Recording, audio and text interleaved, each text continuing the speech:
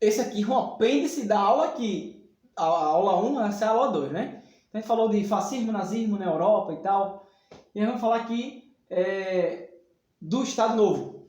Estado Novo, anota aí, 1937 a 1945. A ditadura do Estado Novo, ou a ditadura varguista. A ditadura do Estado Novo, ela promoveu censura. O que é censura? É você não permitir outro tipo de pensamento do que aquele pensamento do Estado. Né? Você controlar os meios de comunicação. Para isso, para estabelecer a censura, o Estado Novo criou o DIP. Anota aí, DIP, Departamento de Imprensa e Propaganda, que tinha dois objetivos. Um era fortalecer a imagem de Vargas como o pai dos pobres, o grande protetor da nação. Ó, a bandeirinha brasileira, gente. Ó, o tamanho de Vargas, né? Então, o DIP ele fazia esse fortalecimento, dentro dos meios de comunicação, principalmente o rádio. Né? O rádio foi muito utilizado pela propaganda do DIP, esse órgão federal que era responsável por fazer isso. E também o DIP, além de promover a propaganda de Vargas, ele promovia também a censura. Então, essa via de mão dupla. Era promover a propaganda e promover a censura. Tudo que seria publicado, passado pelo meio de comunicação, tinha que passar pelo aval do Estado. E, gente, olha que semelhança.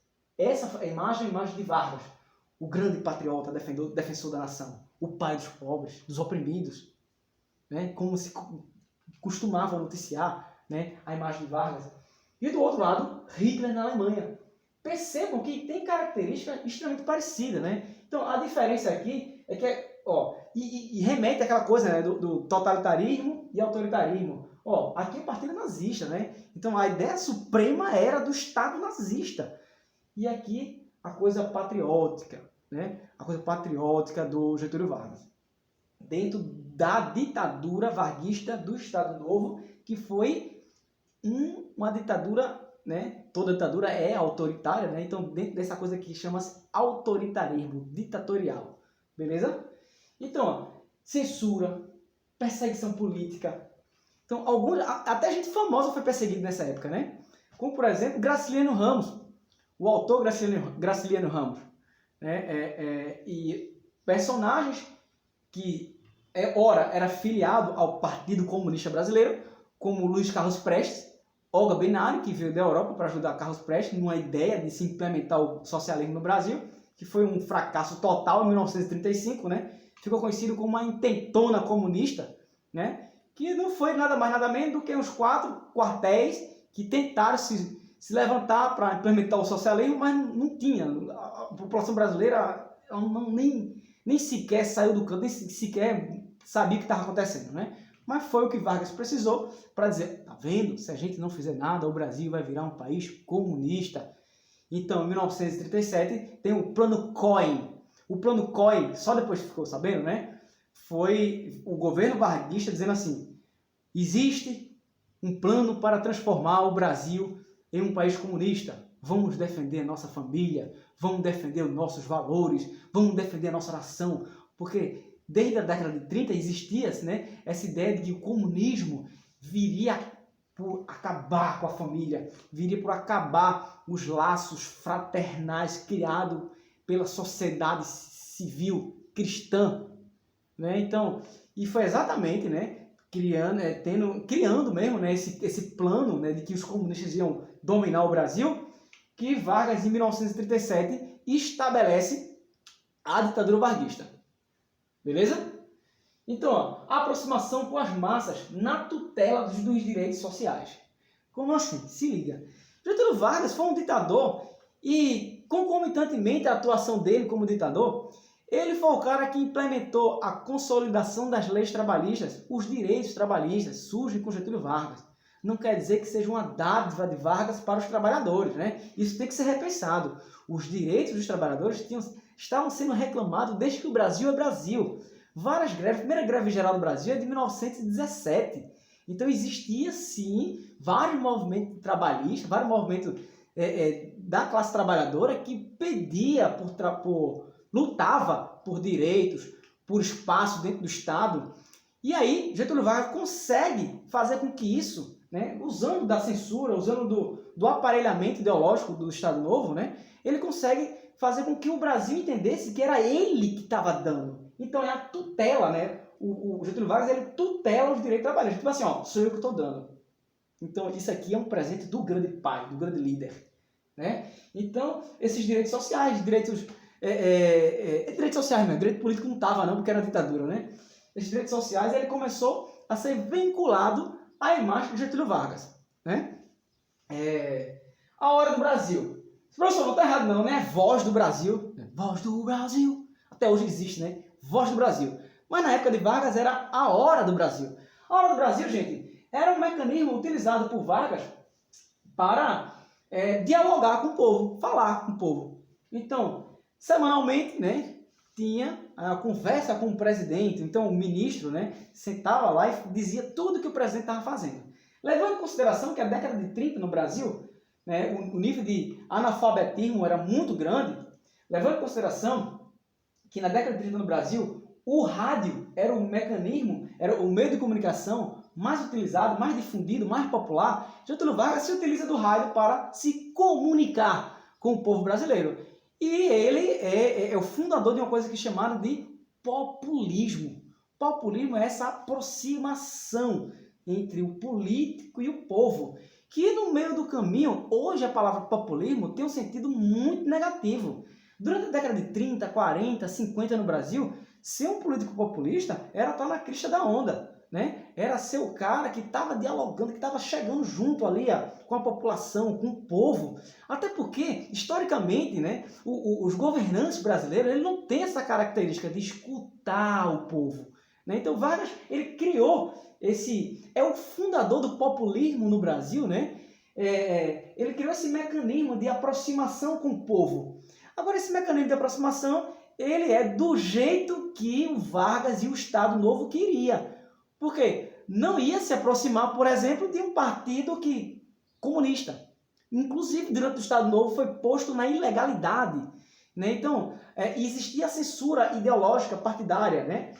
E o Getúlio Vargas, gente, o Estado Novo, né, eles dialogaram muito com o nazismo.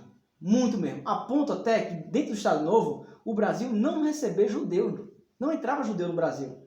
Então, seria essa aproximação do Estado Novo varguista com as ideias do nazifascismo, né? A gente não pode dizer que Vargas ele implementou o nazifascismo no Brasil.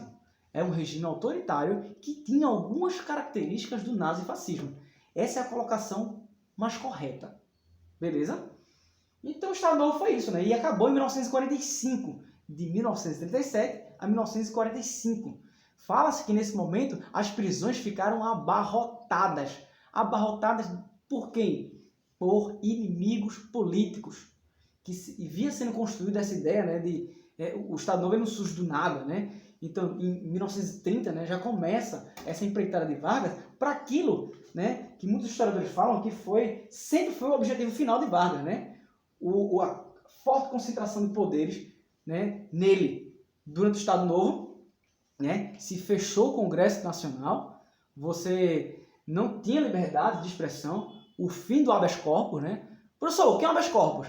Imagina, eu sou preso, né? Eu não tenho antecedentes criminais e tal, eu tenho o direito de responder em liberdade. Bom, né? Então o meu advogado entra com habeas corpus, eu vou responder em liberdade. Sem essa ferramenta constitucional democrática, né?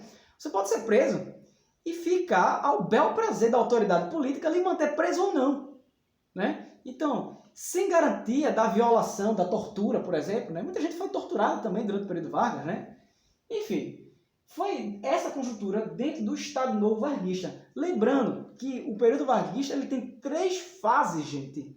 O governo, a gente falou isso na aula passada, né, sobre patrimônio, né? Mas vamos relembrar. 1930 a 34, governo provisório. De 34 a 37, governo constitucional. E de 1937 a 1945, o Estado Novo varguista, ou a ditadura policialesca. Por que policialesca, professor? Porque não tinha essa característica militar. Era uma ditadura feita pela polícia. Massa? Vamos embora. E aí, né, deixa eu passar aqui. E aí, né, passando mais um pouquinho o tempo, vamos ver outro momento no Brasil que foi de forte autoritarismo, que foi ditadura. Foi em 1964, houve uma tomada, uma quebra com a legalidade democrática e implementação de uma ditadura que foi sendo construída paulatinamente, né? O ponto áureo da ditadura é 1968, com a implementação do AI-5. O AI-5 que fechou o Congresso, acabou com a liberdade de imprensa, acaba com habeas corpus, com a liberdade de se defender constitucionalmente, né? Democraticamente, né? Mas, professor, como foi que chegou a essa coisa do golpe militar? Jango, o João Goulart, presidente eleito, ele era vice de Jânio, Jânio renunciou, ele assumiu. E ele foi golpeado, ele foi convidado a sair da presidência para a chegada dos militares, sem o voto, sem a participação popular, assumir o poder por 21 anos. Não tem como dizer que isso não foi uma ditadura, né? Se o povo não elege, se tem liberdades cerceadas, se não tem liberdade de pensamento, se tem censura, é o que isso? Não é democracia, é ditadura. Vamos embora. Então, olha só. Então, o pré-golpe tinha muito isso aqui, ó. Olha só. Marcha de Deus, marcha da família, pela pátria e não sei o que, né? É uma coisa que teve lá em São Paulo, né? Em 1964. Olha só, esse grupo de mulheres. O Brasil não será uma nova Cuba. Isso é uma foto lá de 64, gente, de um movimento que teve em São Paulo, né? Que estava dizendo a ideia, né? A gente vivia a Guerra Fria, né? O que foi a Guerra Fria, né? Foi essa bipolarização, essa divisão do globo terrestre entre modelos políticos, ideológicos, capitalismo, comunismo, socialismo, comunismo, né? Então você tem aqui no Brasil setores da sociedade brasileira, né? Muito da religiosos, né? Estudos comprovam, né, que muitas das igrejas eles apoiaram a intervenção militar. Muitos setores, né? E setores aqueles que estavam sendo questionados, como por exemplo, né, os donos de proprietário de terra, porque ó, essa foto aqui é de um congresso em 1961, congresso agrícola, em que os trabalhadores estão reivindicando a democratização do acesso à terra, a reforma agrária, que eles diziam na lei ou na marra, era radicalização, né? A gente quer reforma agrária, a gente quer a ideia de que a construção de um país mais igualitário. E a ideia de um país mais igualitário, né? Os agricultores achavam que era a redistribuição ou a reformatação do território, né? Que é muito concentrado. Era e é muito concentrado, né? Então, no meio disso tudo, você tinha de um lado um bloco aqui, aí gerenciado, né, agenciado pelos trabalhadores, tanto rurais como urbanos, que pediam reformas da população no Brasil. E o presidente João Goulart, ele aceitou essas reivindicações. Ele propôs as reformas de base. Reformas de base seriam reformas no sentido educacional, no sentido da saúde e principalmente reforma agrícola, reforma agrária. Então, você tem de um lado o povo, os trabalhadores, tanto rurais quanto urbanos, reivindicando reforma no Brasil, e do outro lado, você tem setores da sociedade que queriam defender essas não reformas e viam esses movimentos como movimentos que seriam o pontapé inicial para a implementação do socialismo e comunismo no Brasil. Então o Brasil ficou extremamente polarizado. Essa é uma fase muito polarizada da história brasileira. Então, ó, olha aqui, eu botei aqui, né? Deus é a verdade, democracia é liberdade, campanha da mulher pela democracia. Por quê? Se defendia essa palavra, essa democracia, né? Aqui no caso pelo movimento conservador contrário ao governo de Jango, porque se via no governo de Jango a tentativa de levar o Brasil ao socialismo e comunismo. Então, a defesa ao Brasil, a democracia, o medo que o Brasil virasse uma nova Cuba. Aqui, esse recorte de jornal, um jornal lá da minha cidade, de Moreno, que conta aqui, ó, o clima de agitação e intranquilidade. A imprensa, né, ela teve um papel muito importante para construir essa ideia de que o Brasil ia virar uma Cuba.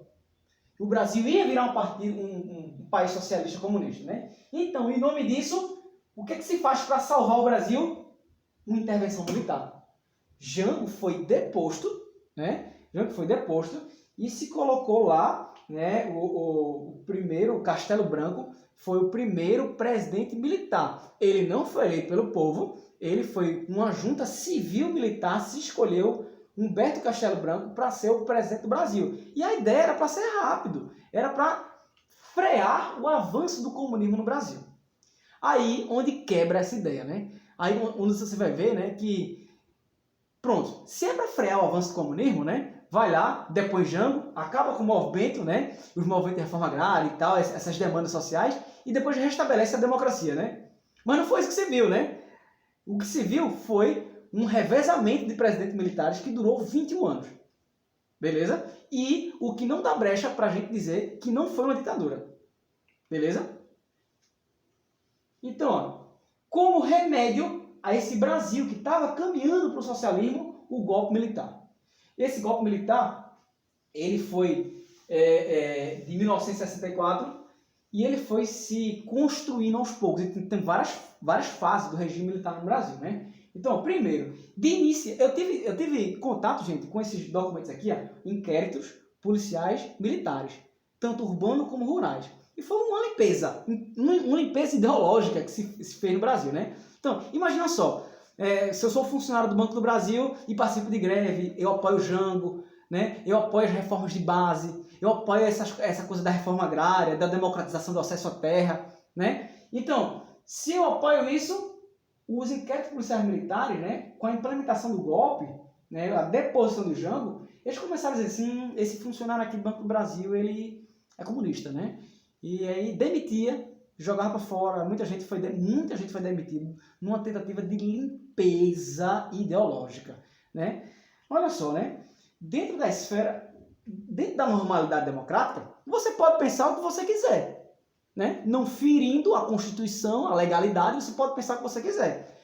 Hoje, dentro da legalidade, a gente vive uma democracia, eu posso ser de direita, de extrema direita, eu posso ser de esquerda, eu posso ser do PSL, eu posso ser do PT, do PTB, eu posso ser do que eu quiser. Porque o que importa é o papel que eu vou desempenhar dentro ali de onde eu trabalho, de onde eu vivo, né? E, claro, respeitando sempre o limite. O limite é o quê? É a Constituição. O limite é o quê? É a legalidade democrática. Aqui foi rompido. Então foi posto para fora por mecanismos de limpeza ideológica tudo aquilo que era considerado inimigo do Estado. A ditadura estava começando. Então, já em 9 de abril de 64, o AI-1, Ato Institucional número 1, é um decreto presidencial que não passava pelo Congresso. Era o presidente dizia assim, está decretado isso e pronto. Então você tem a ampliação do poder do presidente. Autorizada o presidente a mudar a Constituição e suspender os direitos políticos. Então, foi ser construído aos poucos, né? Eu trouxe aqui, ó, a Constituição do Estado Autoritário, né? Ó, o AI-2, em 1965, estabeleceu o bipartidarismo, né? Só podia ter 2 partidos no Brasil, acabou a pluralidade partidária, né? Só 2 partidos, a Arena e o MDB.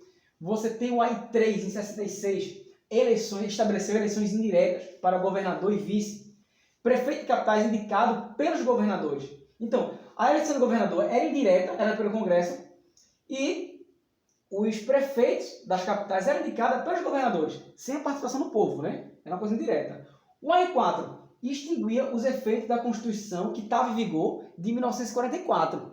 Então, se suspendeu os efeitos da Constituição, então quer dizer que quem está governando pode fazer tudo, né? Porque a legalidade constitucional democrática de 46, ela foi derrubada. Perceba, né? Foi se construindo um pouco, né? E o ápice disso, desse autoritarismo do Estado ditatorial do período militar, foi o AI-5. né, que inclusive está se falando muito, né? Tem setores da população brasileira, né, que estão pedindo um AI-5, uma intervenção militar, né? Então, são setores que claramente dialogam com o Estado autoritário. Então, em 1968, você tem a intervenção federal em estados e municípios. A possibilidade de o presidente decretar estado de sítio. Aqui um recorte de um jornal, né, da época. O jornal, ele diz assim, ato institucional número 5. O objetivo é manter a revolução, né? Para a grande imprensa, era uma revolução contra o socialismo, né? É uma leitura, né? Mas os fatos mostram que foi uma construção de um Estado autoritário. Se tem censura, se tem fechamento do Congresso, como estabeleceu o AI-5, Congresso em recesso por tempo indeterminado, habeas corpus suspenso, poder para caçar, demitir, aposentar e remover. Isso é o quê? Isso é a derrocada da democracia. Isso é o fim. O AI-5 representou, né, o golpe dentro do golpe. Então foi os militares dizendo assim. E quem era o presidente na época, tá? Só para vocês saberem, era o Costa e Silva. Foi o Estado dizendo assim: vai ser do jeito que a gente quer e pronto. Tchau, democracia. Né? Não é difícil de entender. Então, você tem, né, um período muito propagandeado pelo regime militar, um período nacionalista, ninguém segura esse país, era a capa de um jornal. Você tem a seleção da década de 70 foi a melhor que já existiu no mundo. Então você tem muita essa aproximação entre o grande desempenho da seleção brasileira e o que estava acontecendo no Brasil, né? Esse ufanismo. O que é ufanismo? É uma exaltação exagerada da pátria. Ó, o Brasil, ame ou deixe-o. Ou você gosta do jeito que ele é, ou então, ó, tchau pra tu. Nesse período também houve muito exílio. Pessoas foram expulsas por ser considerada inimiga do Estado. Personalidades como Caetano Veloso, Gilberto Gil, até Raul Seixas, né? E dentre outros personagens que eram conhecidos, outros anônimos. O que muito acontecia com os anônimos era isso aqui, ó, torturas, né? Que foi deflagrado, hoje é um fato. Você sabe que houve dentro do DOI-CODE, era um órgão do governo que seria para combater os subversivos. Isso é muito complicado, minha gente. Imagina só que você fosse confundido com um subversivo. Então você poderia ser preso, você poderia ser torturado, você poderia ser morto. Então, dentro do Estado autoritário, sem os direitos individuais, todo mundo está passivo a isso aqui, ó. Todo mundo está passivo a ser considerado inimigo do Estado. Ia ser morto, torturado, ter seu corpo violentado. Então, a ditadura militar brasileira teve na década de 70 o seu auge econômico. Olha só, em 70 o crescimento do PIB, ó, de 69 até 73, ó, olha que taxa de crescimento absurda, né? Não sei se dá para ver daí, mas eu vou ler aqui, ó. De 70 a 73, a taxa de crescimento foi de 68 a 73, de 10% de crescimento do PIB a 14% em 73. Então, o Brasil viveu um período de muito crescimento econômico. É um fato também, né? Dentro da ditadura militar se viu um grande crescimento econômico do Brasil. E principalmente no governo de Emílio Garrastazu Médici, que foi chamado de o milagre econômico brasileiro. Né? Então o Brasil vivia dentro dessa conjuntura, né? A economia passeou, foi bem, né? Porém, essa economia, depois, né? Se você abrir um livro depois de história, qualquer outro livro, né? Você vai ver que depois do milagre econômico do brasileiro, veio uma crise desgraçada. Por quê? Porque, gente, as formas como foi feito esse crescimento, ele logo depois veio uma ressaca